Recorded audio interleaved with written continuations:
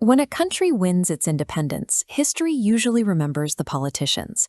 We build statues for the leaders who inherited power, and we write pensions for the visible figures of the revolution. But that forces us to ask how a nation actually pays for its freedom. Is that sacrifice a transactional exchange, a service rendered for later reward, or is it something entirely different? In November 1944, a young man named Abdul Rahman Ansari was drafted into the British Indian Army. The colonial system relied on the strict obedience of millions of young men exactly like him. Stepping out of line carried a massive, fatal risk.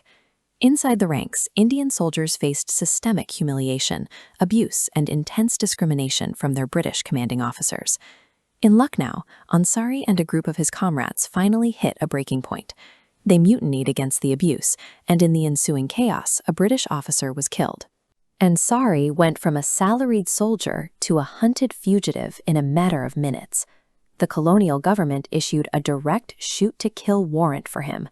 With the warrant active, there was no longer a path back to his former life. Every step he took was a gamble against his survival. His initial escape was brutal. To dodge British patrols, he spent days hiding in the branches of a tree, completely without food or water. He fled to Mazharhat, in present-day Pakistan, opening a modest storefront to survive and quietly organize underground freedom movements. But British intelligence intercepted his location. He abandoned everything overnight, fleeing across the subcontinent to Calcutta.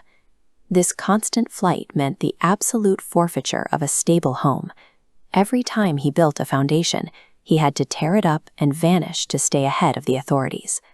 Arriving in Calcutta offered him the overwhelming density he needed to disappear. He shed his past entirely and took the alias Jamaluddin.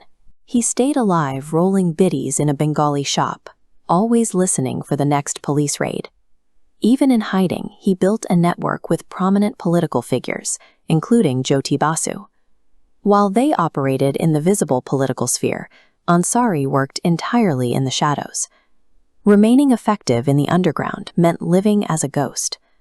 To keep the movement alive, Ansari systematically killed off every trace of his history. In 1947, India gained its independence. The treason charges against mutineers like Ansari dissolved. The new Indian government reached out with a substantial offer: full reinstatement into the military, and financial compensation for the years he spent suffering on the run. Ansari flatly refused all of it. He turned down the military post, rejected the money, and walked away from public recognition. He viewed his patriotic sacrifice as a duty. Accepting a financial reward would reduce his suffering to a simple transaction. Instead, he moved to Patna and chose a life of intense manual labor. He spent his post-war years running a beedi shop near a temple. He navigated the rest of his life guided by Swabhiman, a profound sense of self-respect. He proudly raised and educated his 5 children through his own sweat, deliberately avoiding government handouts. If we want to measure the true cost of a nation's freedom, we have to look at the people who chose this kind of obscurity. A free country is built on the silent, uncompromising integrity of individuals who gave everything they had and expected absolutely nothing in return.